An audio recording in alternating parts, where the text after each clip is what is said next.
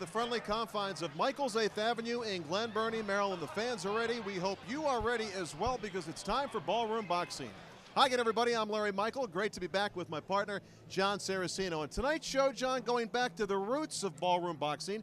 Got some young kids, unbeaten kids, trying to make a name for themselves here tonight. And we've seen that before, Larry. We've had fighters like Jermaine Fields come up through our ranks, Jimmy Lang, guys who we thought were stamped for potential stardom, still out there in some cases. We're still looking for our first world champion, though, to emerge from the Ballroom Series. Maybe tonight we'll see a young fighter that can achieve that goal.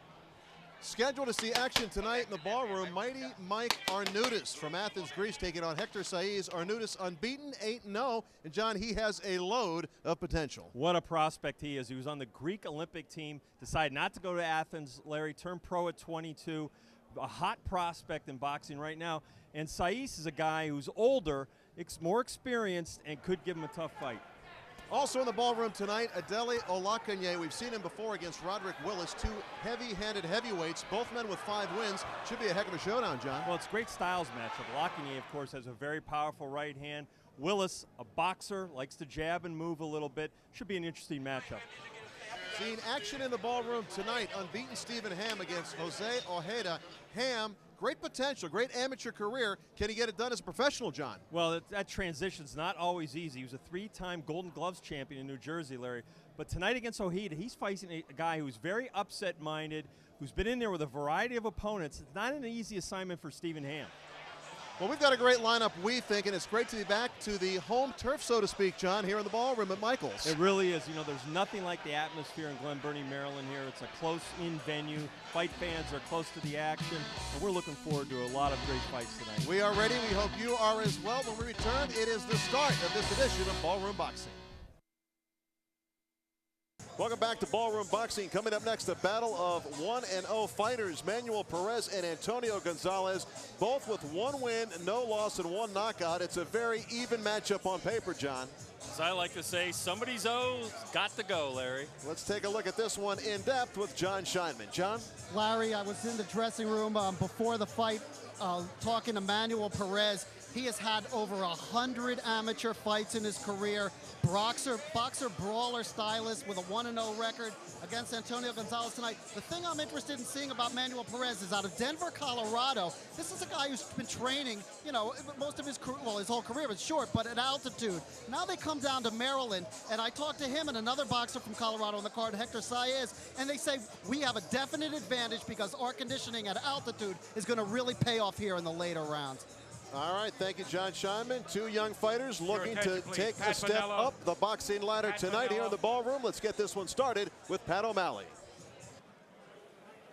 It's time for more Ballroom Boxing. Ladies and gentlemen, the Maryland State Athletic Commission, Chairman David J. Norman, Executive Director Patrick Piniella, Ballroom Boxing promoters Scott Wagner and Michael J. Wagner, matchmaker Chris Middendorf, and Director of Boxing Operations Dave Wilkerson present this 4-round bout in the lightweight division. The referee in charge is Kenny Chevalier. Judging the bout at ringside, John Gradowski, Bill Holmes, and Malik Waleed. Your scorekeeper is Don Richer. The timekeeper is Tommy Canaris. Introducing the boxers. First, to my left, out of the blue corner, wearing the solid black trunks. He weighed in at 133 3/4 pounds. He comes to us from Denver, Colorado. His record is 1-0. It was by a knockout. Please welcome Manuel Perez. To my right, out of the red corner, wearing the brown and yellow trunks. He weighed in at 134.5 pounds. He comes to us from Long Branch, New Jersey.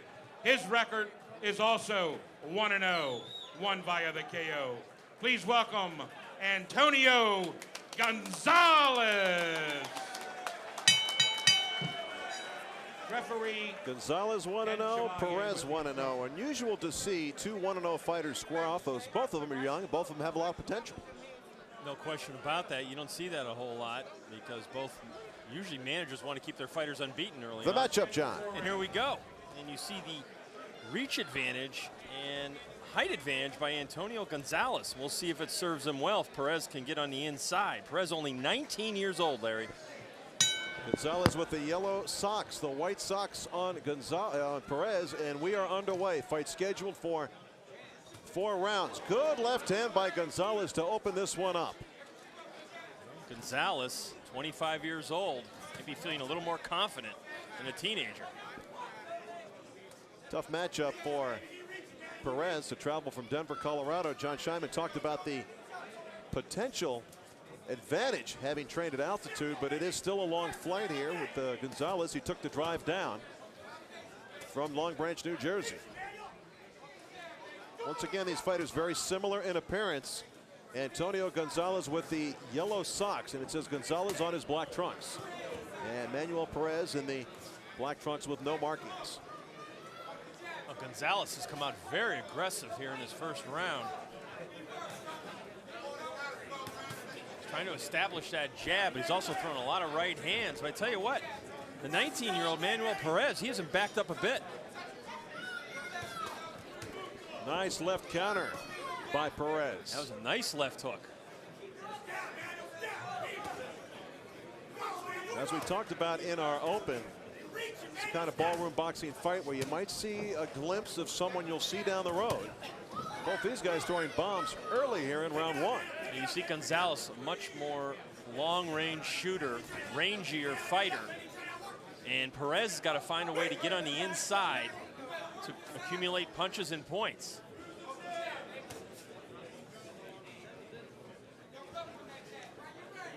Obviously, the height and reach advantage the way of Gonzalez, and he has used it to his advantage so far here in round 1.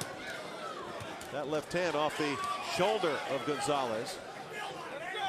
Well, Gonzalez keeps dropping his right hand, and Perez keeps nailing him with the left hook. I like to see Gonzalez double up with that left hand a little bit and then follow up with a left hook. He hasn't done much of that so far in the first round. Borderline blow that time. Kenny Chevalier, the warning to Perez for the low blow. A lot of action here in the first round in the ballroom. Nice leaping left hand by Perez. Tags Gonzalez. I think that might have rocked him a little bit. Yeah, well, Gonzalez has got to keep that left hand in Perez's face. He's got to do more of it. He's posing too much. You see he's throwing one jab at a time. Nice uppercut. Now Perez. By Perez. Perez probably the stronger fighter, John. We'll talk about that after the break. Round 1 winding down. Perez and Gonzalez in the ballroom.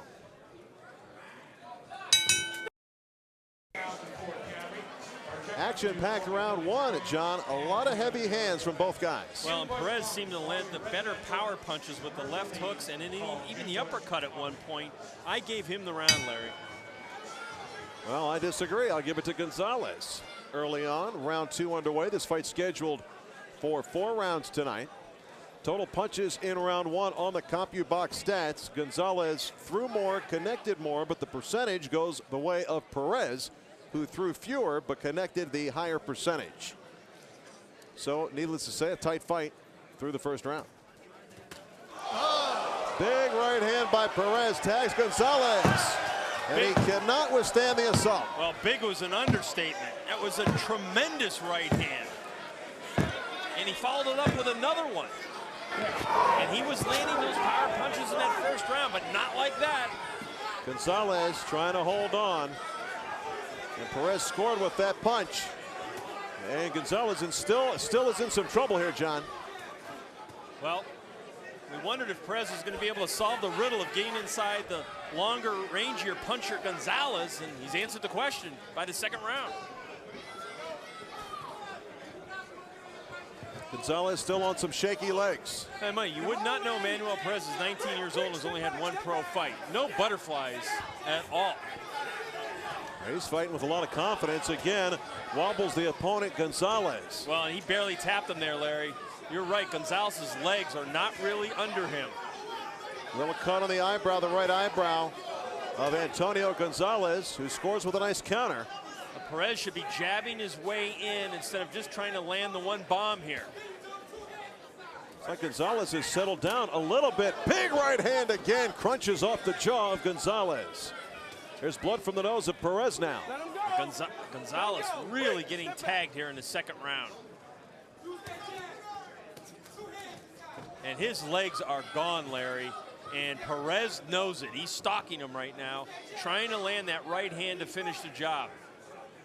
Two young guys, Perez 19, Gonzalez 25. Now see, Perez should be punching his way in. He's dancing on the outside. That's not effective aggressiveness. A little blood on the bridge of the nose of Gonzalez now as well.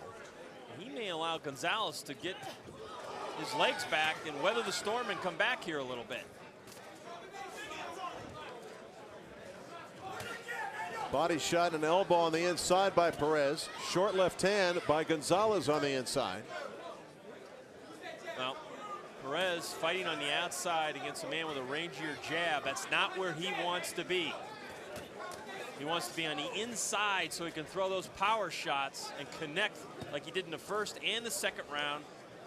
And he landed that big right hand that floored Gonzalez. You know, Perez retreating right now, John. Gonzalez has found himself. I think Perez might be running a little low on fuel as his nose is bleeding. A little bit. We'll be back. Action from round two. Here's the knockdown. Perez put Gonzalez down. Look at this long right hand. Caught him right on the button. And then as he was going backwards, I think he hit him again with the right hand, but the job was already finished. Big round for Perez, although Gonzalez fought back game. Stay back. Obviously, Perez with a knockdown in his favor should be ahead on the scorecards. Jon Scheinman, what do you think? I gave Gonzalez the first round, Larry, 10-9, but 10-8 for Manuel Perez with the knockdown the second round. He's up 19-18 on my card. Gonzalez, he has an excellent jab, but an extremely porous defense. And Perez, a good power puncher, has no jab. So when he had the opportunity to get rid of Gonzalez in that last round, didn't take the advantage, should have come in behind the jab and set it up. Instead, he let Gonzalez back in the fight.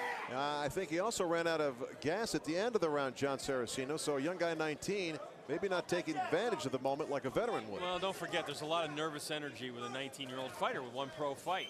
And he got excited. And John's right. Wow, nice left hand by Gonzalez. And here comes Perez, Larry. Nice counter right by Perez, the stronger puncher, but Gonzalez scoring points. Nice quick jab by Gonzalez that time. Snaps the head of Perez. Well, if he'd be doing more of that, he probably wouldn't have fell on the canvas in the second round. He needs to get that jab established and double it up. Step back. I mean, he's got the reach advantage to really make things difficult for Manuel Perez. But he doesn't really throw a stiff, hard jab. A little swelling, good right hand by Gonzalez. Perez walks through it. And Perez is one tough kid. He just keeps walking forward. Hands are free. He could use a little more skill, though. If he could jab his way in and set up his power punches, as John referred to earlier, he'd be a lot better off. Gonzalez using that jab nicely, and he is taking the tempo, though not hurting Perez. Gonzalez needs to stay off the ropes. Now Perez almost looks like he's headhunting, looking for that one big right hand. He feels he's got a power advantage over Gonzalez. Gonzalez has that upper hook with the right hand, too, that scored a couple times in this round as well.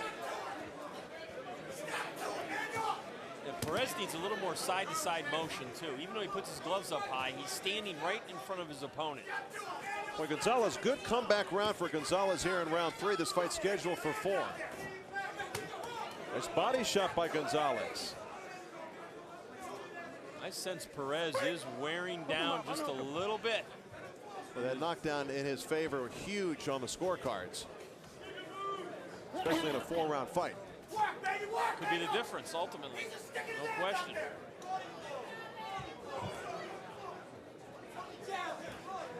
This is also the kind of fight that could end up a draw with that knockdown. You're right. A good body shot on the inside by Gonzalez. And Scheinman noted the porous defense of Gonzalez, but he's holding his hands up here in this round, and he's dominated this one. Tight fight, scheduled for 4, the final 3 minutes when we return to the ballroom. All All right, welcome back to the ballroom. Action from round 3. A good come from behind round for Gonzalez. And he needed it because I have him behind on the card, but it's a very close fight. He did it with that good jab, throwing some strong right hands on the inside, and won that round clearly. CompuBox stats, even on punches connected, 53 apiece with 3 minutes to go. Jon Scheinman, who is winning it right now? Nobody, Larry. 28 all. Good round for Gonzalez. The power of the jab showed there. Gonzalez has won. Well, there you go. Good, strong right hand by Perez. Gonzalez counters. Good uppercut on the inside by Gonzalez. Once again, both men are 1-0. Early in their pro careers, both with 1 knockout to their credit. Their records are identical. Well, Gonzalez trying to use the left hand and measuring them and then throwing the right. It's working better. Nice body shot, the slapping right by Gonzalez. But Gonzalez's legs are spread very wide, very unsteady. Does not have great balance. Boy, very tight fight. Jon Scheinman mentioned it. The knockdown in round 2, Gonzalez went down. Clean knockdown. Gonzalez came right back in round 3, though, lift up the tempo. This fight is the epitome of what the Ballroom Boxing Series is all about. It's really, I mean, this fight is so close. It's been matched so well that either fighter could win. Easy, let him out. Easy, easy. And maybe neither fighter will win. Now, Jon Scheinman mentioned the draw, too. I mean, that would not be a surprise, though. For me, Gonzalez won the first round and the third, and to me, he's winning this one as well. But long way to go here, and Perez put him down in round 2. The big equalizer. I mean, just looking at the fight overall, with the exception of the 1 knockdown, you'd have to say Gonzalez fought a better fight and fought his fight. I would agree with you. Still, there is time for Perez to make a statement here in this 4th and final round. The jab by Gonzalez has been the big weapon. Perez is going to have a... Perez is going to have... Big right hand by Perez. He was looking for that shot since round 2. Well, he better stop him because he may need the knockout, Larry, to win. Gonzalez battling back with a lot of heart. A good right hand by Perez. Right on the jaw of Gonzalez. Wow.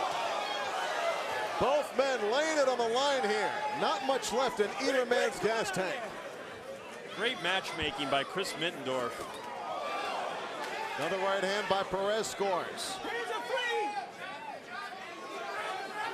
Very tight fight. Both of you hold him. Let's go. Kenny Chevalier hasn't had to do a lot of work tonight, and that's good. Real clean fight.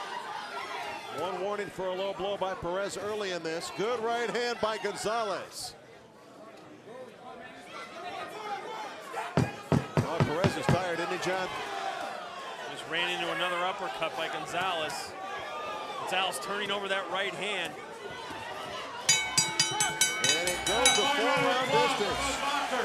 Good fight as the fans on their feet here in the ballroom. Who's the winner? We'll find out when we return. All right, welcome back to the ballroom. Larry Michael and Jon Saraceno. This one goes the distance, the full 4 rounds. Let's look back on some of the action from the opening round to the final bell. This one was full of excitement. Really was, Larry. I mean, Gonzalez, I thought, really fought a good fight, particularly considering he got knocked down in that second round, and he was really hurt, and he recovered fairly quickly. He dominated with his jab. Perez was looking to land that one big shot the whole night. He did at one point, but then he didn't follow up and finish off his opponent. So I think you got to give the nod to Gonzalez. Oh, I don't know. It's a tight one. Let's find out who won from Pat O'Malley. Your attention, please, ladies and gentlemen. All 3 judges, Malik Waleed, John Gradowski, and Bill Holmes, score this 38-37. The winner by unanimous decision, Manuel Perez. Perez gets the win. A surprise, somewhat of a surprise. The knockdown in round 2, obviously the deciding point, John. That was the difference maker, wasn't it? I actually had scored a draw 38-38, but that knockdown was huge in the fight. And Perez seemed like the more aggressive fighter. Whether he was a more effective aggressor, that's questionable. Perez the winner here. He gets the decision 38-37 on all of the judges' scorecards, and he's standing by with Jon Scheinman. Boy, Manuel, very, very tight decision there. 38-37 on all the judges' scorecards. I guess the knockdown in the second round made the difference. Let's start there. Tell us about it. Well, I just wanted to pressure him, show the judges that I really wanted the fight, and just go in there and do my best. You know, coming out here to Baltimore all the way from Denver, all I want to do is to show that I'm going to be coming up. Only 2 fights, but just look to see me more. You know, more impressive, growing every time as a young fighter. 19 years old. I'm just going to try to improve every time I'm out here. Gonzalez in the early part of the fight seemed to be trying to establish the jab, and then he seemed to have porous defense, seemed to drop his gloves. Were you looking to time him when you got the knockdown? Yes, I was. I went back to the corner. They said that he was leaning back on his jab and dropping his left hand. So what I was trying to do was just set him up with my jab and come over the top with the right hand and just follow up strong. We were commenting during the fight, particularly after the knockdown, that you didn't seem to be going back inside behind a jab. Was there a reason? Were you going forward just looking KO after the knockout? I was trying to be as cautious as possible. Even when a fighter's hurt, he's still dangerous no matter what. Any shot could land, and anything could happen after that. I was trying, you know, my best just to get in there and mix it up the best as possible and just come up with the short shots. I forgot about the jab I did, but, you know, just inexperience as a pro. But with 100 pro amateur fights under your belt, Manuel Perez, one to watch in the future, 2-0 going back to Colorado. Let's go back to ringside. And there is a correction on the scorecards. Pat O'Malley, in fact, will announce in a moment that it was a split decision, not a unanimous decision. Let's get the update from Pat. Your attention, please, ladies and gentlemen. We had an error on the original scorecard that was handed to me, and the winner is still the same. However, it's by a split decision. Referee Malik Waleed scored it 38-37 Perez. Judge Holmes scored it 38-37 Gonzalez. And Judge Gradowski scored it 38-37 Perez. It's a split decision. There's the correction from Pat O'Malley. It remains, though, that Perez, Manuel Perez from Denver, Colorado, is the winner, John. Well, that wasn't the only correction. When I redid my math, I had Perez winning 38-37 also. Well, you One know, of those goofy fights. Well, you know what's goofy about it is all you guys need to get a calculator, okay? All right, more Ballroom Boxing coming your way after this. Welcome back to Ballroom Boxing. Big heavyweights in the ring right now. Roderick Willis against Adele Olakaneye. A local guy, Olakaneye, the hometown favorite here tonight for sure. With more, here's Jon Scheinman. Larry, this could be a real good heavyweight fight. Olakaneye, a rising local with a 5-1-1 record. And the last time we saw him was up in Dover Downs on the undercard of the Hasim Rahman fight. And in a sensational battle, he beat Thomas Cameron. Well, I thought that was just a great bout. Tonight he fights a guy named Roderick Willis, undefeated, and his nickname, Big Rod, Lord of the Rings. He was incredibly confident back in the dressing room before the fight. Undefeated, 5-0-1. This is going to be a good one. I agree with you. Let's get it started officially with Pat O'Malley. Your attention, please, ladies and gentlemen. It's time now for more Ballroom Boxing. The Maryland State Athletic Commission Chairman, David J. Norman, Executive Director Patrick Bonella, Ballroom Boxing promoters Scott Wagner and Michael J. Wagner, matchmaker Chris Middendorf, and the Director of Boxing Operations, Dave Wilkerson, present this 4-round bout in the heavyweight division. Your referee in charge is Bill Holmes. Judging the bout at ringside, Kenny Chevalier, John Gradowski, and Don Risher. Scorekeeper is Malik Waleed. The timekeeper is Tommy Canaris. Introducing the boxers. First to my left, out of the blue corner, wearing the red trunks with gold trim. He weighed in at 235 pounds and a quarter. He's from the Big D, Dallas, Texas. His record, 5-0-1, 3 via the KO. Ladies and gentlemen, please welcome Roderick Willis. His opponent, to my right, out of the red corner, wearing the solid black trunks. He weighed in at 227 pounds. He's from Silver Spring, Maryland. His record is 5-1-1, 3 via the KO. Ladies and gentlemen, please welcome Adele Superbad Olakaneye. Olakaneye from nearby Silver Spring, Maryland, happens to be my hometown, and Roderick Willis saw him last time out in his battle against Another Willis. Gentlemen, you received Let's your listen instructions in the to dressing the room. instructions Protect from Bill yourselves at all Holmes. times. Obey my commands. Touch gloves. We have a scheduled 4 John, rounds. take a look at the matchup. Well, you see how big and strong these two men are, but Roderick Willis at 235 and a quarter, 6'5 and a quarter, turned pro only at 219 and is down from 243 his last fight, so he's bounced everywhere. Olakaye's skill level has really gone up under the tutelage of Charles Mooney. We'll see against the southpaw whether Olakaneye can find a key. Both men with 5 wins as pros. Willis has 2 knockouts to his credit. Roderick Willis in the red trunks. Adele Olakaneye, originally from Nigeria, in the black trunks. Well, this figures to be a very interesting styles matchup with the southpaw Willis, who's more of a boxer. Fight is scheduled for 4 rounds. Not that Olakaneye can't box too. He can. Olakaneye doesn't have a sweat going here. Only just a 4-round fight, so slow start here puts you in a hole that you might not be able to get out of. You can already see right now the length of the jab of Willis going to give Olakaneye some problems. Provided he keeps using that long right hand. There's the old 1-2 by Willis. I don't know if Olakaneye, Larry's ever fought a left-hander. Well, Willis, as John Scheinman said, supremely confident. I was there for his victory over Billy Willis, who was also unbeaten. That was in Houston, Texas, January of this year. And right now, Willis schooling Olakaneye early. Break. Step back. Step Bigger. back. I don't know if he's stronger necessarily, but Willis certainly has a frame on him. Right now, Olakaneye just trying to find an angle of approach where he might find punching room. And he is following Willis around right now. This fight is being fought at Willis's tempo. Body punch by Olakaneye inside there. Willis figures to give him that lateral movement throughout the fight. Box and move. That's what he's doing right here. Nice sharp right hand by Roderick Willis, and he puts Olakaneye down. Olakaneye looks like he never saw it. a little wobble. Still a little wobble. I don't know if he's hurt. I just don't think it was, I think it was a flash knockout. I don't think he ever saw it. Olakaneye showing no emotion. That was a stiff shot. He's more embarrassed than anything, Larry.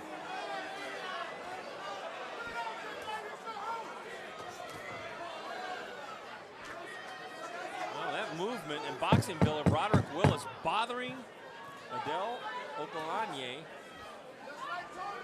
here in the first round. Good try, John. Round 1 in the ballroom is over. We'll be back with round 2. Don't go away.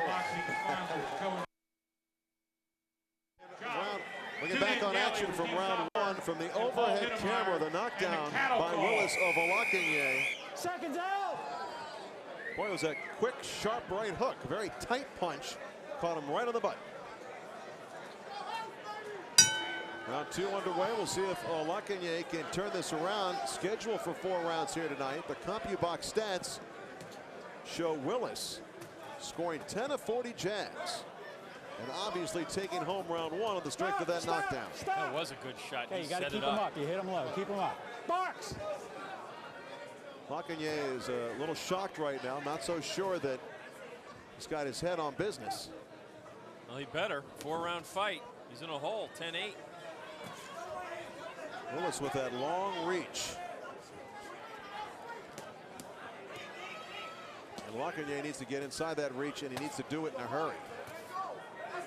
Olakaneye needs to get on the inside and let go his hands. Right now, Willis is doing just that. Yeah, well, there he's trying to cut him loose. Good left hand by Olakaneye. Olakaneye scored with the 1 punch.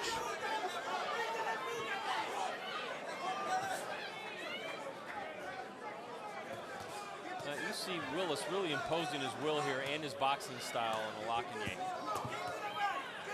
He's trying to slow his fighter's, his opponent's rhythm down on the inside, but it's not really doing much good, and he's getting nailed. Power shots, nice uppercut by Willis. Well, Olakaneye says, let me try boxing from the outside now. Well, he's going to continue to press the attack. Boy, straight down the pipe with the left hand by Willis. Olakaneye just doesn't look physically strong enough for Willis to me. Willis really chopping away right now, breaking him down systematically. And he's got a little bit of a smile or a smirk on his face while he's doing it.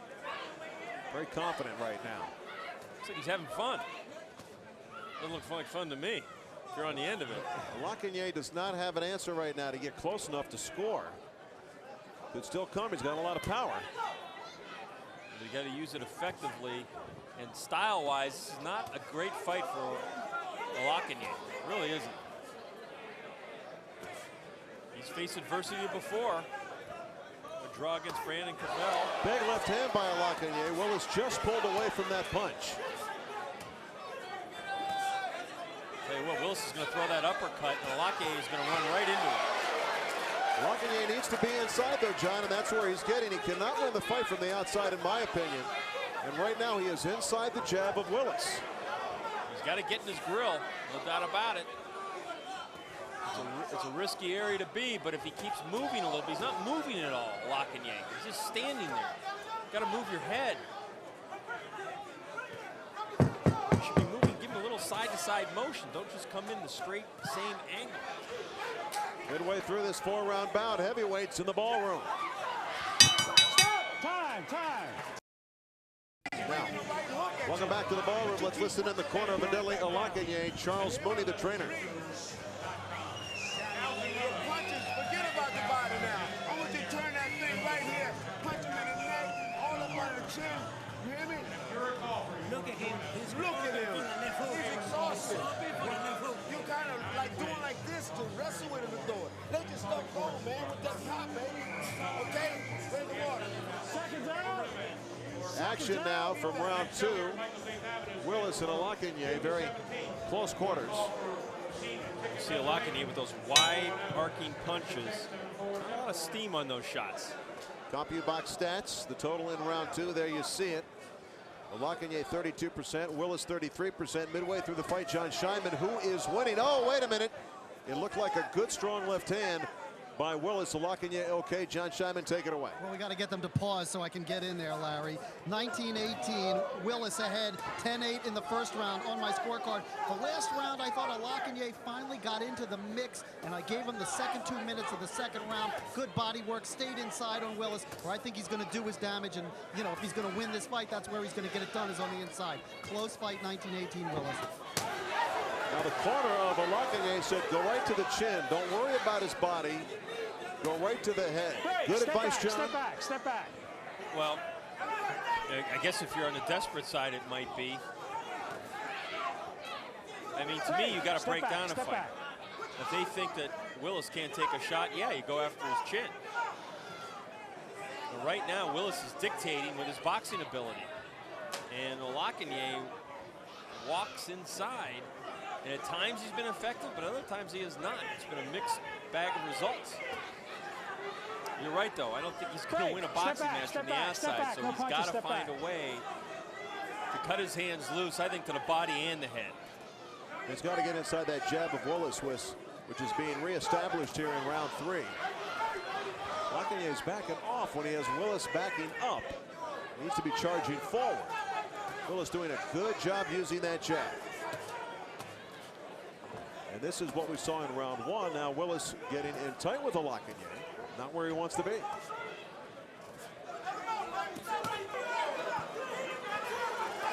Olakaneye trying to muscle him right in front of us along the ropes.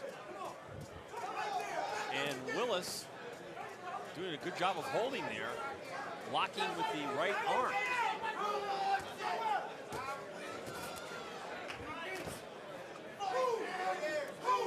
Willis shoves him off a little bit, then he punches real quick. He's beating Olakaneye to the punch a little bit here. Willis almost showing no respect for the punching power of Olakaneye. He isn't. He's right there in front of him. Yeah, he's standing right inside with him. And right there is the reason why. He's been able to shove Olakaneye around the ring, basically. Nice left hand by Willis.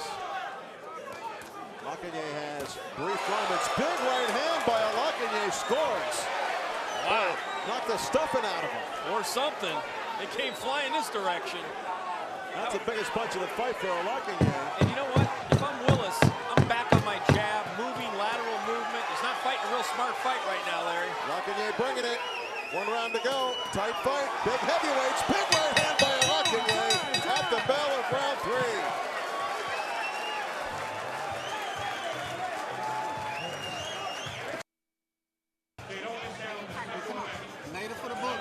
Welcome back to Ballroom Boxing. 3 minutes to go in this one as Olakaneye opened up in round 3. Well, he did. There's that right hand.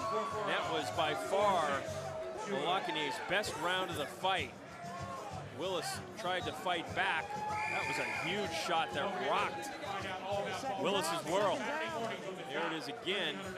See him walking Willis down and throwing vicious body punches and head shots. Good round for Olakaneye. 4th and final round. Here we go. CompuBox stats in round 3. Olakaneye 39%. Quickly, Jon Scheinman, your scorecard with 3 minutes to go. It's all even, Larry. 28-28. Olakaneye has won the last 2 rounds, and Willis has abandoned what got him the 10-8 in the first round. He stopped moving, and he figured he could just push him around the ring. Bad idea. This is up for grabs. Mr. Saraceno, do you agree? I got Willis ahead. I give the second round to Willis. Willis in the red trunks, Olakaneye in the black trunks. Is it a factor that we're in Olakaneye's backyard? Shouldn't be. I don't think it will be. Willis misses wildly with that right hand. The end of round 3, Olakaneye really was teeing off on Willis. Willis allowed him to get inside, and once again, Willis allowing Olakaneye inside. Yeah, he thinks he's stronger. He thinks he can manhandle him, but in the process, he got caught a lot in that 3rd round. Break, step back, step back. And I don't know why he's not using his jab and keeping Olakaneye at a distance. That would be his most effective fight plan. Or at least mixing it up. Step back. Willis just holding on right now. Neither man gaining an advantage in this, the 4th and final round. That jab of Willis, though, has been a weapon that has been underutilized. Willis talking to Olakaneye in close. That's not going to do him a lot of good. Willis is fighting as if he's way ahead in the fight, which could very well be a huge mistake. Break, step back, Well, step that back. jab by Willis has been the only scoring blow in this round. Olakaneye has just dealt with it, hasn't been able to put an offensive in of his own. Break, step back, step back. Willis needs to finish this round fast. He really does. To be using that jab and then throwing the left behind it. Right there, but he missed. Olakaneye, though, John, is not making him pay. I think Willis is tired too, Larry. I think he's more tired than we realize. And that's why there's a lot of clinches. Olakaneye can't get off with the right hand. Bunch of grappling right now. Good body work. And Olakaneye works his way up top to the skull as well. Step back, step back. Well, this has been a real learning experience for Olakaneye. Very difficult opponent. Olakaneye only his 8th pro fight. I'm sure he's going to take away a lot from this win, lose, or draw. And Olakaneye looks gassed too, Larry. Mouth hanging wide open. Closing moments of the 4th and final round in a very tight heavyweight fight. Right above us, they square off. And there's the bell, the end of this fight. It goes to the judges' scorecards. And we'll have the decision when we return to Ballroom Boxing in a moment. All right, welcome back to the ballroom. Let's look back on action from round 4. This fight goes the distance. Olakaneye and Willis. We wait for the judge's decision. And action from round 4, John, with Olakaneye putting the pressure on. Olakaneye was pressing the fight throughout. I don't know how effective it was. He landed some big shots there in the last round. Some of them missed. I thought Willis really outboxed him for the majority of the fight. Olakaneye had some moments. I don't think he had enough of them. Close fight. We'll see who wins from Pat O'Malley.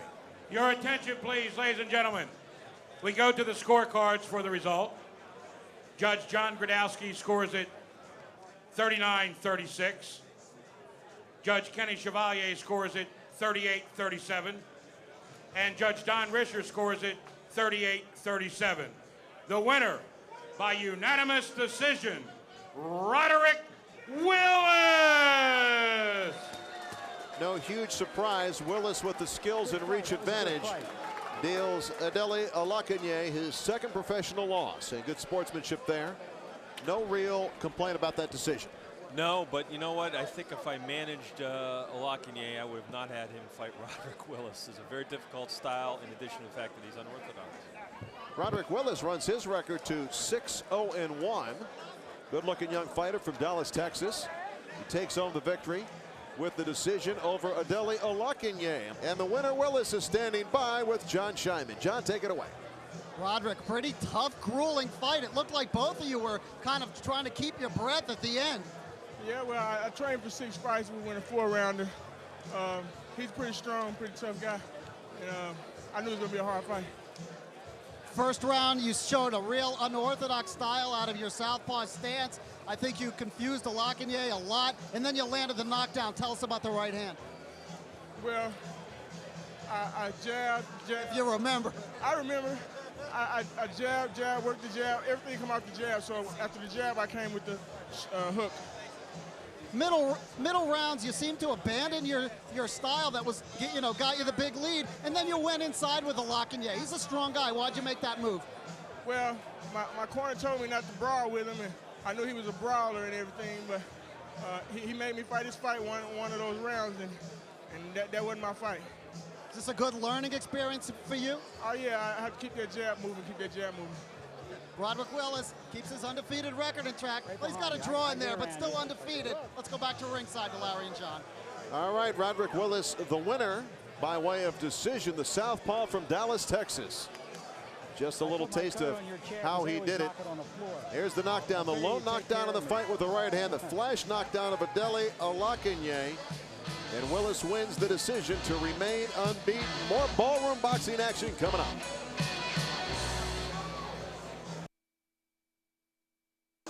We are back in the ballroom and getting set to see action. Mighty Mike Arnaoutis, the pride of Greece, against Hector Saez.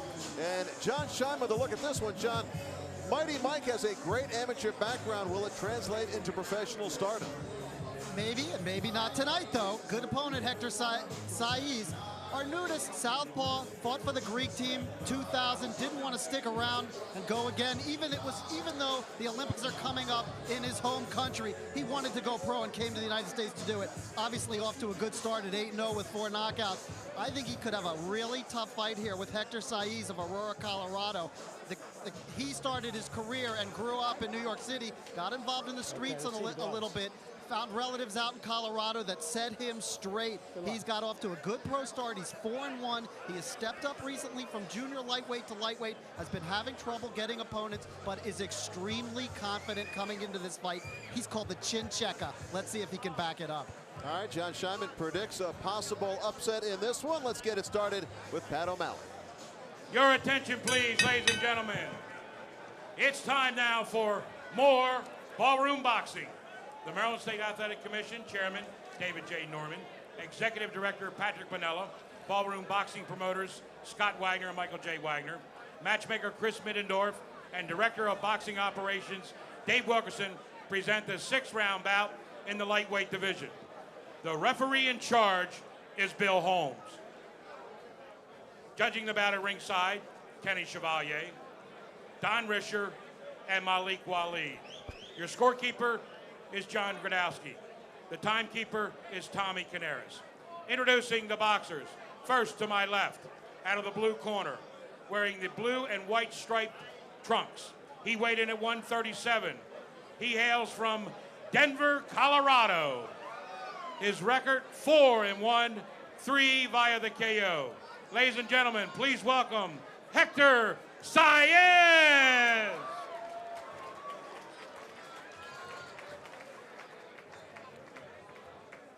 to my right, out of the red corner, wearing the white trunks with blue trim. He weighed in at 137.5 pounds. He comes to us via Athens, Greece, and now calls home Atlantic City, New Jersey. His record is a perfect 8-0, 4 via the KO. Please welcome Mighty Mike Arnaoutis. So Mighty Mike is in the house, and Bill Holmes is the ref. Gentlemen, you receive your instructions in the dressing room. Protect yourselves at all times. Obey my commands. Touch them up. All right, John, take a look at the matchup. Well, the most significant numbers really are Saez, who's 35 years old. He's only got 5 fights. Arnaoutis on his way up, only 23. Arnaoutis with the fine amateur background, as we've spoken on. And it's a good time to say get well soon to one of our crew members, Jimmy Hardy, who is recovering, I am told, very nicely from some medical work. And Jim, get back soon. We really miss you. Yep, we miss him, seeing him ringside here. He's also operates those trains. Yeah, he's our main guy at ringside, so you miss him when he's not there. Crew is fantastic, but Jim, get well soon. Mighty Mike Arnaoutis in the, well, they got the same colored trunks. Actually, he's in the white trunks with the blue trim. The striped trunks are Hector Saez. Arnaoutis had a gob of Vaseline along his mouth, just dripping. Is that what that is? I think that's what it was. I hope it's what it is, because it ended up on your suit there. No, hold on there. Give me a napkin. By the way, I thought you were the pride of Greece. Well, I am by way of Silver Spring, Maryland. Okay. But your parents were born in Greece, right? Yeah, Sparta. Yeah. That's about as Greek as it gets. So I'm saying if Scheinman needs an interpreter, I'm available. The only thing I know about Greek language is I see the sigma symbol on Arnaoutis' trunks. Very good, John. That's about it. I know the alphabet. Either that or he's pledging for a college. I did see John Scheinman eating some feta cheese a little bit earlier. Oh, nice left hand by Mighty Mike Arnaoutis. And there are some Greek fans here, in fact, John. Not a lot of Greek fighters out there. And a couple of the locals here came out just to see the home country guy do battle.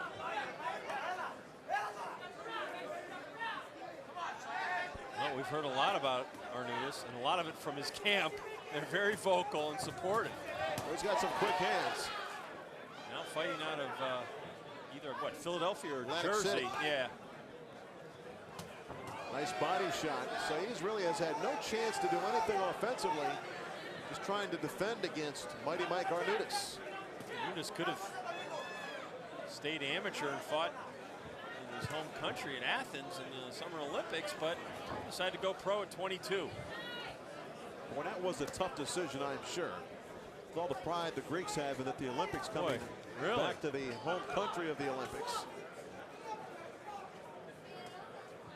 Well, it was a time when to turn pro. Sometimes amateurs stay amateur too long. Well, Arnaoutis has certainly been around the world and back. He opened his pro career in Kiev, Ukraine in the pro debut in April of '01. And the lone blemish on his record, a draw. In '03, he traveled to Jakarta, Indonesia. That's a tough matchmaking there for a young guy 22 years old. Really? He does have quick hands. You see, he's a good stand-up boxer, punches with both hands. Nice jab, too. And throws in combination. First look at Mighty Mike in the ballroom. Round 2 is next. Time. All right, taking a look at action from round 1. The quick hands of Mighty Mike Arnaoutis. Boy, he does throw quick, and it really starts off with that good right jab, and he follows up combinations to the body. He was all over Saez in that first round. Round 2 underway, and let's take a look at the CompuBox stats. You can see Arnaoutis, 34% connect rate, 16 to 47. Maybe we'll see a lot more of him because, of course, Maryland being not very far away from the eastern seaboard, and Arnaoutis looks as good as advertised. And he really applies the pressure. He stayed right on Saez throughout this fight. Saez cannot get into a rhythm, Larry. Arnaoutis on his toes, punching on the way in and the way out. And Saez is just a bystander in this fight, it seems. He's trying to find a way to fight this guy. Pawing with the jab. He really can't get the right hand uncorked. There's a wild miss by Saez. 34 years old. And when you're 34 fighting a young, aggressive guy like Arnaoutis, really got his work cut out here tonight. You can see Saez a couple of beats slower than the Greek-born fighter.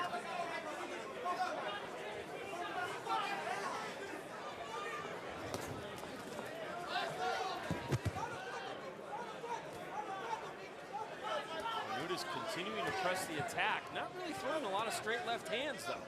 Mostly with the jab, being very patient with that left hand. There he shoots it. When it comes, it's a blur. Is there some swelling? Maybe just some redness on Arnaoutis' face? There is, right around the nose. Trying to listen to the corner, giving the directions in Greek. They want him to go to the body, John. Well, it's a good thing we have you here. That's exactly right. It's the first time it's come in handy ringside. But he has deserted the body. Most of his shots have been to the head. That's all he's been doing.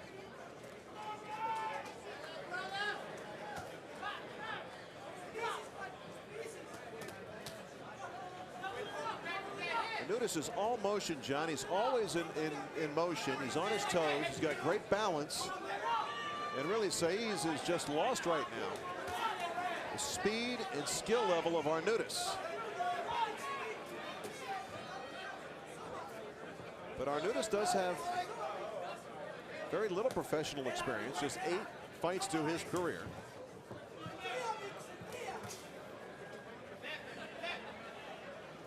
Looking for combinations from Arnaoutis. The corner asking him for 3-punch combinations. I'll tell you what, Arnaoutis really showing Saez a lot of respect. He really is. I mean, he's not waiting in there. Mike Arnaoutis dominating the tempo of this fight here in the ballroom. Time.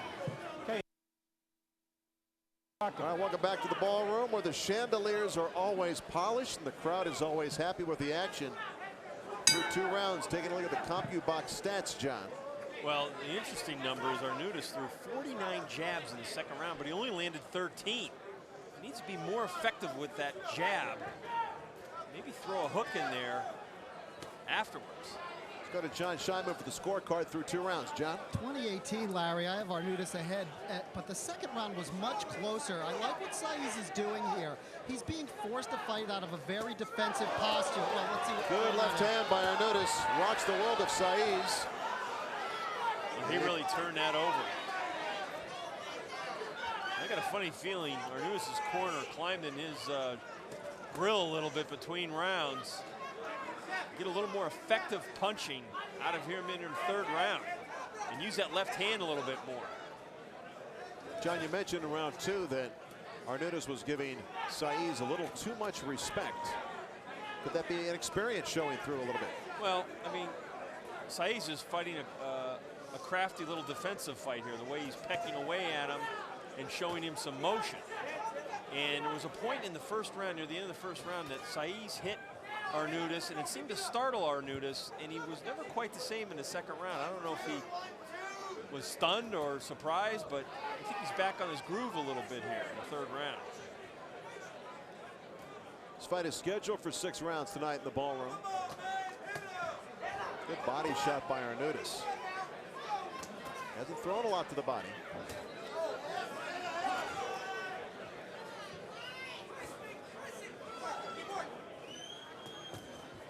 Saez continue to peck away from a distance, but really doesn't have the kind of punch that it seems to be able to make Arnaoutis think twice.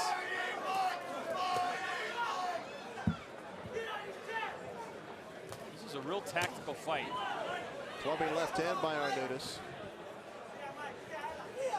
Saez is doing a good job defending himself, but from an offensive standpoint, he's really not getting a lot done.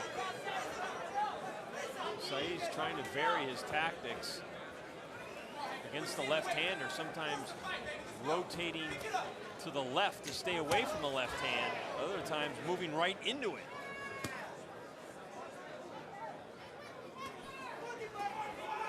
Talk about styles making fights. This is a style here where Saez doesn't have the speed, I believe. I'm looking for the word speed might be the word to be able to counter. Arnaoutis beginning to bring it a little bit. Yeah, good body work on the inside by Mike. And he needs to do more of that to try to slow Saez up from moving around so much on him. Stop, well, that was a low blow by Arnaoutis. Two of them, I think. Didn't even look like he was swung though. Is that allowed? You got to, you're ready to go. You tell me. They're going to give Saez plenty of time to recover in the closing seconds of this round. So, ready? You keep him up. No point deduction, a low blow, the warning, and the end of round 3. Midway through this fight in the ballroom. All right, welcome back to the ballroom. Looking back on the action from round 3. The low blow by Mike Arnaoutis. There was one of them, and I think he's going to throw another one. There's a low blow. Oh, yeah, there. Not much behind those punches. Different angle. That was a borderline shot, and there were two borderline shots there. He's been hitting them below the belt. So midway through this fight, taking a look at the CompuBox stats, the highest total so far in the fight for connects. 28 punches connecting for Arnaoutis in round 3. Arnaoutis knows he can slow up Saez with those body shots. If he strays a little bit low, he's going to make the referee tell him to stop it, and he did. I just don't see Saez having the punch. Oh, that's a nice jab by Arnaoutis that time. Stunned Saez. Arnaoutis is throwing bricks. And Saez is throwing, what would you say? Rocks. How's that? Pebbles. I didn't want to say pebbles. A little bit better than pebbles, yeah. The other guy's Bam Bam. I mean, Arnaoutis, really two-fisted attack. And he's really got Saez on the defensive for the most of this fight. Well, that jab by Arnaoutis, that right hand, just right in the face. And he's quick with it. He's so fast. Stop, stop. He got caught, warned by referee Bill Holmes. Was Saez.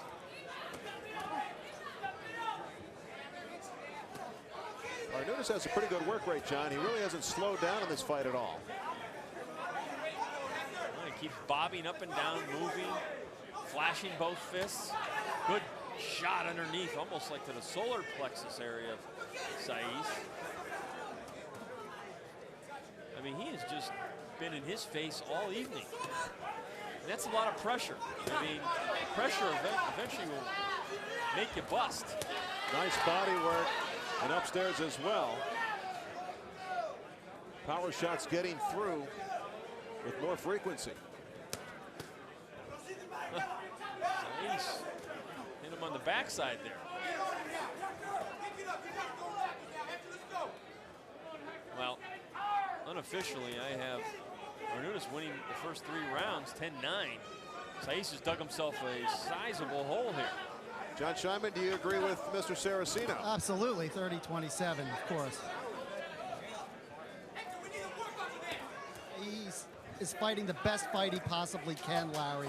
He knows he's not fast enough or strong enough to deal with Arnaoutis, so what he's doing is protecting and defending and getting out of the way and waiting for mistakes. And he's hoping that Arnaoutis eventually will make one and he'll capitalize. It's requiring a whole lot of focus by Saez to stay in this fight, but he's doing the job. But meantime, he's losing every round. I think there's a cut on the top of the head of Arnaoutis. I don't know if it was from a butt. It looks to be on his skull, on his scalp right there. You can see it pretty well. He does get red too. His ears are all red, his nose. Boy, leaping left hand that time by Arnaoutis. Really hasn't opened up. Looks like he's upset a little bit. Back with more from the ballroom after a timeout. See that lazy left hand, that right hand, he's going out doing it like that. Let's take a look at the corner of Mighty Mike Arnaoutis.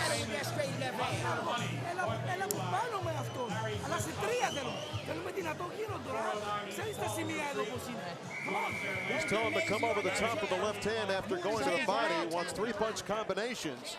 And he's also concerned about the scoring here. That's what he said. Well, he might be telling that to his fighter, but I can't believe that he thinks Arnaoutis is in any kind of trouble when it comes to the scorecards in this fight. I mean, it's been one-sided. Motivational ploy. There you see a big blood stain on the scalp of Mighty Mike Arnaoutis. Had to come from a clash of heads. Had to be. You know what? Arnaoutis is really setting down, though, now. Jon Scheinman, your scorecard with 2 rounds to go. 40-36, Larry. It's a shutout. It's a beautiful fight by Arnaoutis. It's a shame that he cuts up so easy, because when he meets a better quality opposition, he's going to get hit more. And if he's prone to this, it doesn't bode well for him later in his career. No doubt about it, that is a handicap for a fighter, cutting easily. I don't know how he got that cut on his skull. And that's an odd spot along the hairline almost. Back a little bit.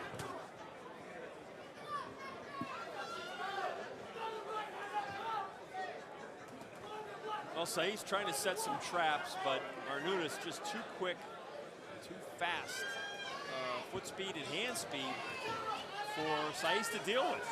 He really goes into a shell defensively and then tries to fight out of that shell. Break. Step back, step back, step back. It's not working. Give me your gloves, give me your gloves.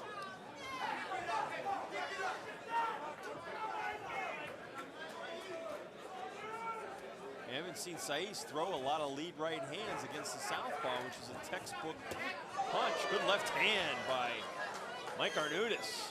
You know, adding to what Jon Scheinman mentioned, if Arnaoutis gets busted up like this against Saez, what happens against a real opponent, a real tough opponent, because Saez really hasn't hit Mike Arnaoutis much in this fight, though Mike Arnaoutis looks like he's been beaten up. Yep, now we know why all that Vaseline was on his face in the first round, which made you think then, why do they have gobs of Vaseline? He hasn't even fought a minute. Probably prone to swelling and cuts. First wild miss by Arnaoutis. Tags Saez with 3 left hands in a row. Well, Saez is really in trouble here. He's just trying to get out of harm's way. A lot of harm coming at him. Well, the pressure that Arnaoutis applies is just incredible. He is relentless. He hasn't stopped the whole fight. Another left hand by Arnaoutis. Well, his hands are going to be sore after this fight. Closing moments of the 5th round, 3 minutes to go. Another fine round for Mighty Mike Arnaoutis from Athens, Greece. Here in the ballroom. Time.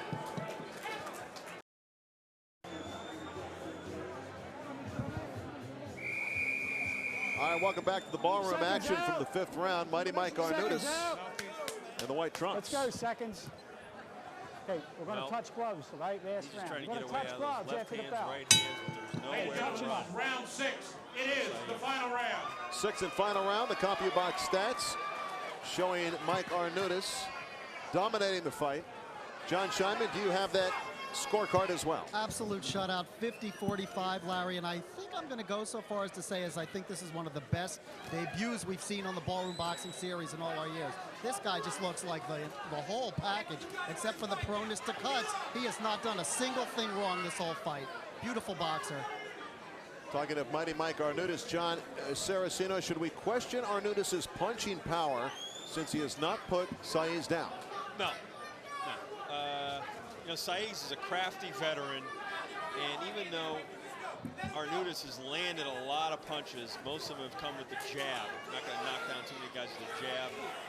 He sparingly used the left hand, but when he's turned it over, you can see he's a good, solid puncher. Arnaoutis may be looking for that knockout here in the 6th and final round. Surely in front of all the scorecards. Arnaoutis is only going to get better. I mean, really. With more experience, better gym work, you know, moving up the ladder in boxing. Looks like he's got a good future. He's 23 years old. He's very young. Saez was to be his stiffest test today. Well, it's been one-sided. And not that Saez hasn't tried to make it a fight.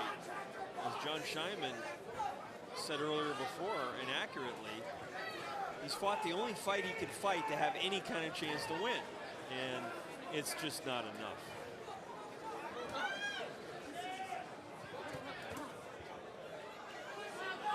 Arnaoutis dominating the action.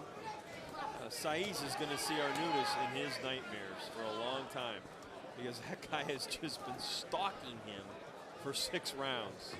And that's the only verb I can think of. Arnaoutis with a little shake and bake right now.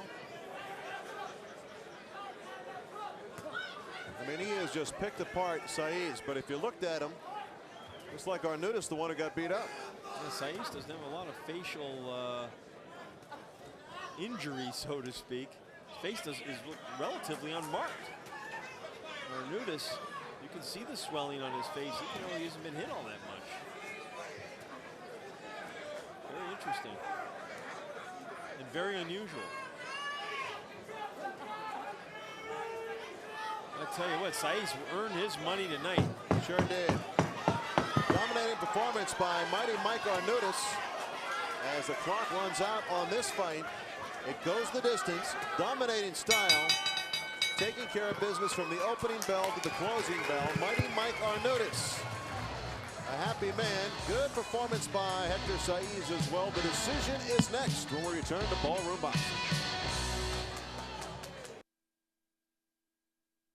All right, welcome back to Ballroom Boxing. Mighty Mike Arnaoutis takes it the distance against Hector Saez. Let's look back on action from round 2, as really mighty Mike Arnaoutis took it to Saez from the opening bell. Well, he really did, Larry. His boxing ability took over. His hand and foot speed, which is too much for Saez, who did what he could in the fight. It just wasn't nearly enough tonight. The decision is ready with Pat O'Malley. Let's see if mighty Mike Arnaoutis remains unbeaten. We go to the scorecards. Judge Malik Waleed scores it 60-53. Judge Chevalier scores it 60-54. And Judge Don Risher scores it 60-54. The winner by unanimous decision, mighty Mike Arnaoutis. Mighty Mike Arnaoutis remains unbeaten, dominating unanimous decision win over Hector Saez. Mighty Mike runs his record to 9-0-1 with the 4 knockouts. Looking back, mighty Mike Arnaoutis from Athens, Greece remains unbeaten. A dominating performance over Hector Saez in the ballroom tonight. More action to come from Michael's 8th Avenue in Glen Burnie, Maryland.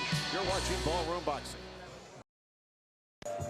Welcome back to the ballroom. Larry Michael with Jon Saraceno. Here is a fight we've been waiting for all night. Unbeaten Stephen Hamm, the former Golden Gloves champion in the state of New Jersey, against Jose Ojeda. Let's go to John Scheinman with more on this one. John? Well, Larry, Stephen Hamm had an excellent amateur career, reached as high as number 10 in the USA boxing rankings. But so far in his pro career, even though he's 9-0 with 8 KOs, the combined record of his opposition has been 22-58-5. Pretty much a losing record of opposition. Tonight, he meets his toughest test. Jose Ojeda out of California is 6-3. He's beaten much tougher fighters than Hamm has. He's coming off a 5th round KO. The only bugaboo in his corner is this is his first fight out of California. It's going to be interesting to see how he adapts to foreign environs. But either way, he presents a very tough test for Stephen Hamm. All right, thank you, John Scheinman. Let's get this fight introduced by the one and only Pat O'Malley. It's time for the main event. The Maryland State Athletic Commission Chairman David J. Norman, Executive Director Patrick Bonello, Ballroom Boxing promoters Scott Wagner and Michael J. Wagner, matchmaker Chris Middendorf, Director of Boxing Operations is Dave Wilkerson. Together they proudly present the 6th round bout in the junior middleweight division. Your timekeeper is Tommy Canaris. Your scorekeeper is Kenny Chevalier. And the man in charge when the 6th round bout commences is Malik Waleed. If a decision is necessary, it will be rendered by our judges at ringside, John Gradowski, Bill Holmes, and Don Risher. And now, it's time for more Ballroom Boxing, the main event, introducing the boxers. First to my left, out of the blue corner, wearing the black trunks. He weighed in at 145 3/4 pounds. His record, 8-3, 6 via the KO. He comes to us from Santa Maria, California. Please welcome Jose Tony Ojeda. To my right, out of the red corner, also wearing black trunks. He weighed in at 148.25 pounds. He has a perfect record of 9-0, 8 via the KO. He hails from Newark, New Jersey. Please welcome Stephen the Hammer Ham.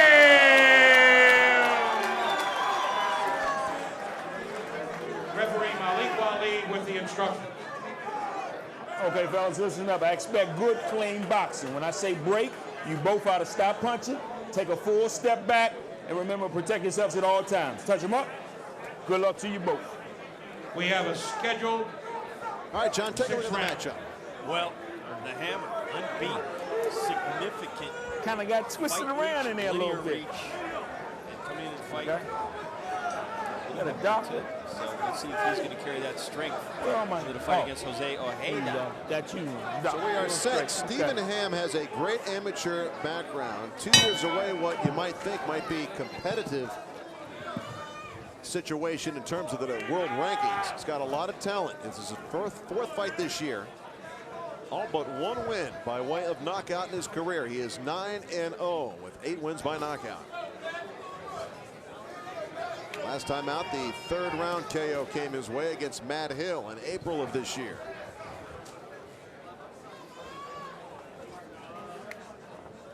Ojeda very upright and stiff, and Ham, once he gets loosened up, John, he's got incredible skills.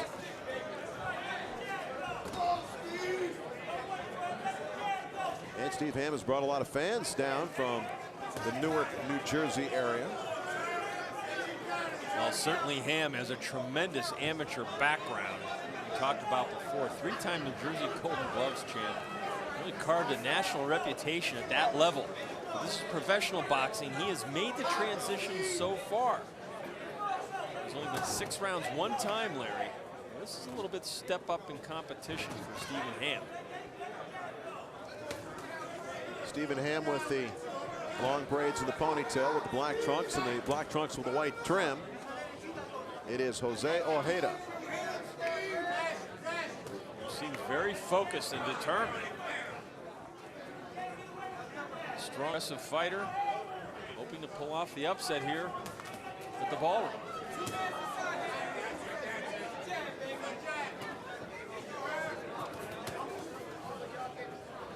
Ojeda's last fight was March 18th of this year, a 5th round KO win over Robert Bailey. Both men are 5'8", looking eye to eye.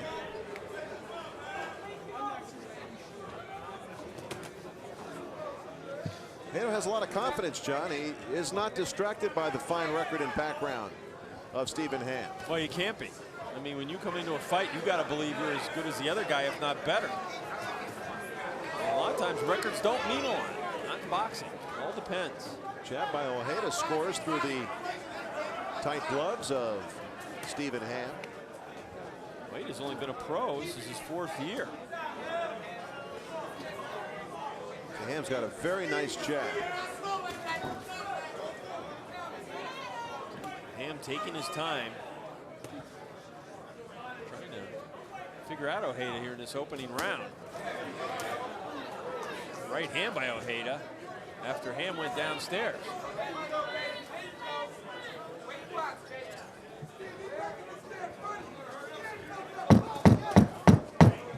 First round coming to a close here in the Ballroom. Stephen Ham and Jose Ojeda scheduled for 6 rounds.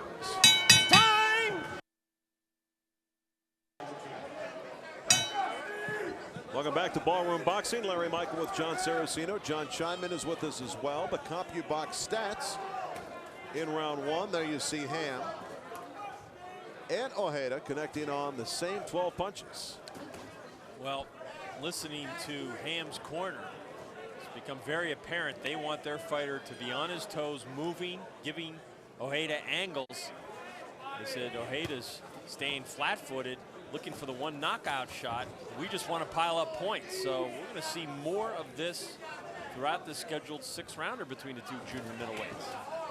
That is Ham using his good boxing skills and staying on the outside in the safety zone. Ojeda's got to try to close that distance, but he appears content to box him from outside. Shaping up as a battle of styles here.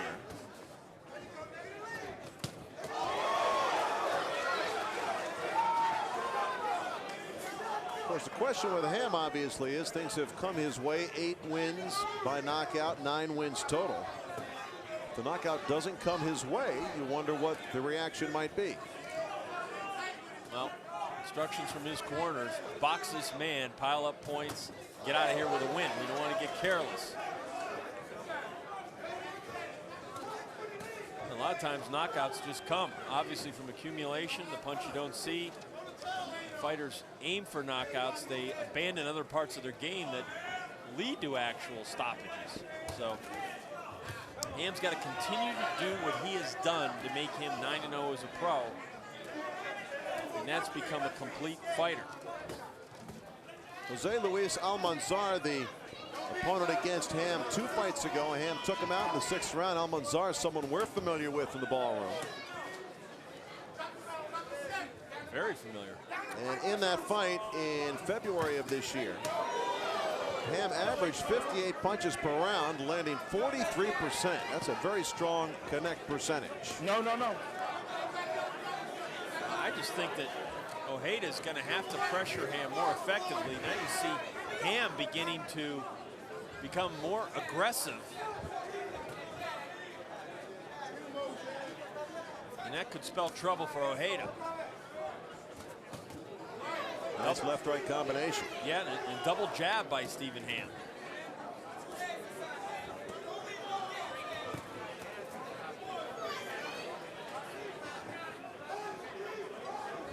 See all the motion he's giving Ojeda, keeping Ojeda off balance. And then when he wants to attack, he goes straight in. Round 2 coming to a close here in the ballroom. Scheduled for 6 rounds. Jose Ojeda and Stephen Ham. The unbeaten Stephen Ham from New Jersey. It's an enormous mistake, Stephen. You're boxing perfect. Let's keep it up. Okay, let's go, seconds. Looking back action from round 2 as Ojeda holding his own against Ham according to the CompuBox stats, John. You know, Ojeda had a significant 14-4 edge in power connects in that 2nd round. But and I think that's why you heard caution if we picked up the audio from Ham's corner. They don't want their guy to box. They don't want him getting into a war with Ojeda. I think Ham got caught with a thumb in the eye. His left eye bothering him now. And he's on the move trying to buy some time. John Scheinman, what's your scorecard through to? Well, 2018 for Stephen Ham, Larry, but this is a very dangerous fight for him. I wonder what Ham thought when he saw that Ojeda has a jab that's almost as good as his. Ojeda has a really nice popping jab, and he doubles the hook off it every once in a while. And don't forget, Ojeda, 6 wins, all have come by the way of knockout. But he's not just a bomber. This guy's extremely dangerous, and Ham needs to be careful. Ojeda going to the body there. And Ojeda taking the aggressor role here in round 3. He really is, and that's the only way he can win this fight. He can't try to outbox Stephen Ham from the outside, even though he does have good boxing ability. He's got to use his aggressiveness effectively and hopefully his power on the inside to try to make a difference. He's got to close that distance, but when Ham doubles up on the jab, it's very difficult for Ojeda to get inside, Larry. Ojeda's a good defensive fighter, John. Tell you what, though, Ojeda's connecting more and more with those right and left hands. I think he hurt Ham with that shot with the right hand. He's hitting him a lot with the left hook, too. It's turned into a very interesting fight here in the 3rd round. Good body shot by Ojeda.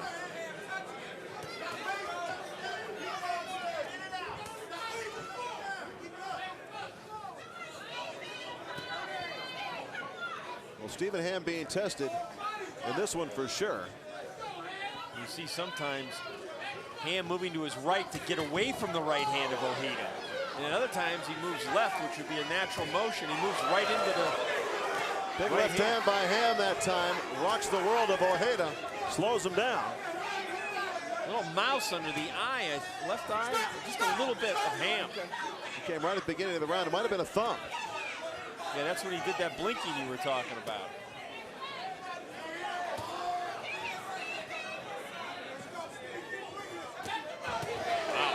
Nice combination. Big right hand by Ham. And Ham's not really totally listening to his corner. They want him boxing from a distance, but he sees opportunities to turn that right hand over, and he is. And Ojeda's not backing up. In fact, he's pressuring Ham.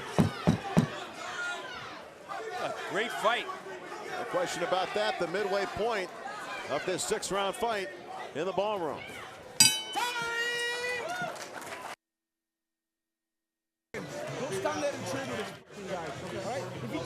Welcome back to the ballroom. A urgent sound in the corner of Stephen Ham. He's in a dogfight right now with Jose Ojeda. Action from round 3. Well, there's that long, good right hand by Ham, and he was piling up those power shots in that round, and that's worrying his corner. They don't want him getting into a war with Ojeda. But Ham really wants to mix it up, Larry. Round 4 underway. CompuBox stats total through 3 rounds. Ojeda leading the statistical duel, as well as the duel on power shots.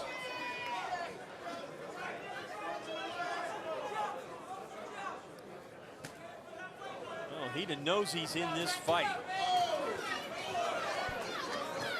The corner of Ham, as you mentioned earlier, John, really wanting to slow their man down, trying to preach some caution to him, but I don't think he's listening. They're imploring, practically pleading for him to back off a little bit, use his boxing skills and fight a smart fight, because they see how dangerous Ojeda can be, Larry.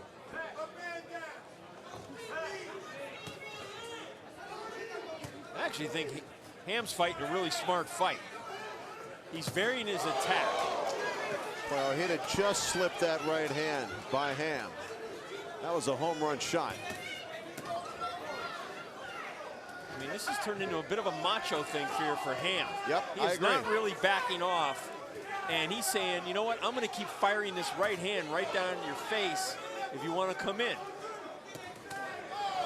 Good counter right by Ojeda.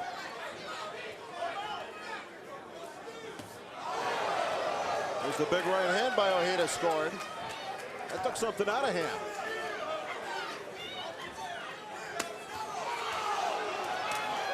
Well, Ham's landing some, Ham's getting hit with some punches there, but some of them are being deflected. They're not fully landing flush. A little bit deceiving, but nevertheless, Ojeda piling up some big points here in the 4th round. He's back in this fight.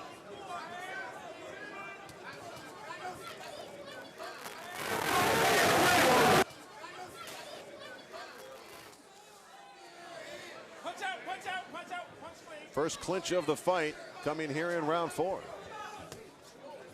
This has really been an action-packed bout throughout. These two warriors have stood in the center of the ring and are really going at it. And they're both talented fighters. Ham's got to come with something underneath. All the shots are over top, John, especially the right hand over the top is so predictable at this point. He loves to throw it. It's a nice right hand by Ham, which was somewhat smothered by the shoulder of Ojeda.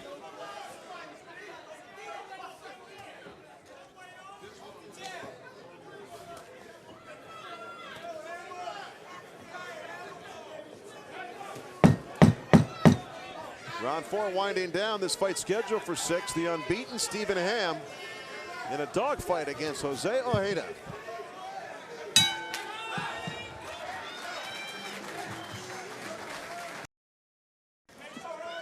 Action from round 4. A good round statistically for Ojeda. And this is a tight fight. The CompuBox stats there, you see him, Ojeda, total in round 4, scoring on 48% of his punches. John Scheinman, what's your scorecard say? Well, Ojeda has roared back and evened it up, taking the last 2 rounds on my card. I just think he's landing the power shots, Larry, and in a close fight like this, so far in the last couple of rounds, that's been making the difference. You know, I heard you mention earlier that he thought Ham should go downstairs. I don't think he feels comfortable going downstairs because it'll leave himself open for headshots against a fighter with fast hands.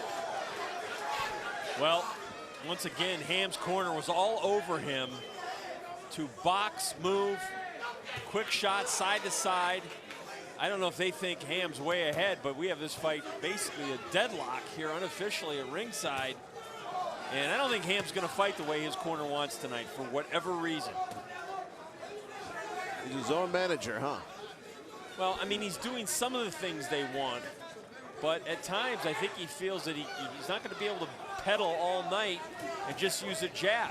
This man is strong, and at times he's got to fire back on Ojeda.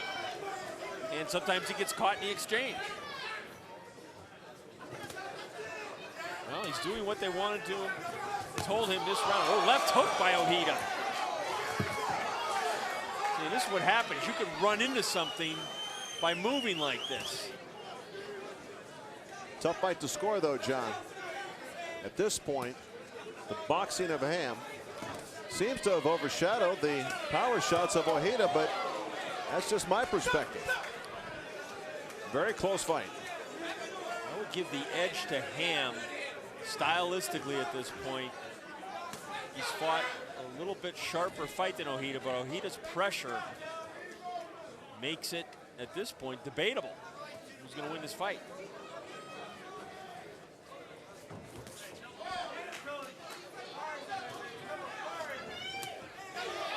Well, Ham does have fast feet. Looked like he was moving to his left there. Suddenly he planted his feet and threw a right. Nice right hand by Ojeda scores.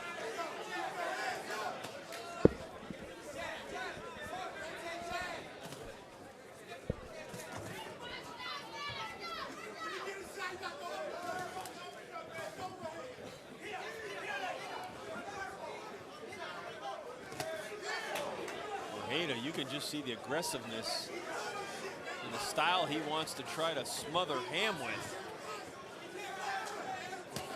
Good body punch, right hand by Ojeda. It's a tough round to call the movement of Ham, but he's not scoring any punches. He's moving around the ring. No, he hasn't. He's been caught too. This could be Ojeda's round very easily. 3 minutes to go in a very tight fight in the ballroom. Don't follow him. There's the corner of Jose Ojeda. Let's look at action from round 5. A very, very close fight here in the ballroom. 6th and final round still to come. And really the scoring blows in round 5 were landed by Jose Ojeda. And John, take a look at the CompuBox stats before we hear from Jon Scheinman on the scorecard. Well, through 5 rounds, Ojeda has a 69-26 edge in power connects. Very significant. I've got him winning the fight by 1 point. Jon Scheinman, who do you have winning the fight? I have Ojeda winning 48-47. I think Ham allowed him to get back into the fight and pick up too much of a head of steam. If I was in Ham's corner, I would have had him going forward from the first round. Well, the advice from the corner of Ham has been to stay away, move and box, and go home with an easy win, is what they kept telling him. Well, there's a disconnect there, if you will, between what the fighter wanted and thought he needed to do versus what his corner wanted him to do and what he was able to execute. Should be a very interesting decision if it comes to that. Straight right hand by Ojeda. Another right hand by Ojeda. Well, Ham putting his unbeaten record on the line here in Glen Burnie, Maryland. In the Ballroom Boxing Series, 9-0 with 8 KOs. Young junior middleweight. That record's in jeopardy, Larry.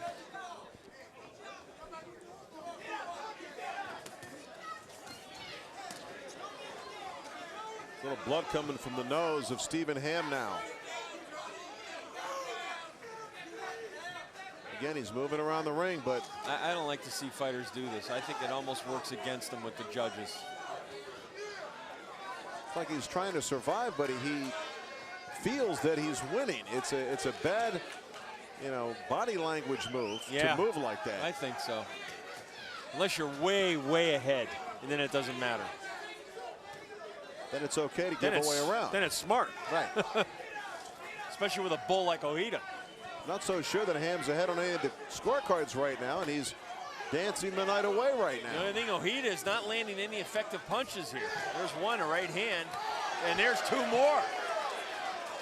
So again, all that movement by Ham, no punching. Ojeda scores a combination, And those are scoring punches. Yeah. If Ham gives away this final round because of the movement and Ojeda wins by 1 point, he will have given him the fight. Yeah, no question about it. And he may have been confused. He's following his corner strategy, but I don't know what they were looking at unless they think their guy's way ahead. And that's a leap of faith. Swelling, Ham's left eye starting to close, but this is the 6th and final round of this junior middleweight bout. Well, it's probably not going to matter at this point.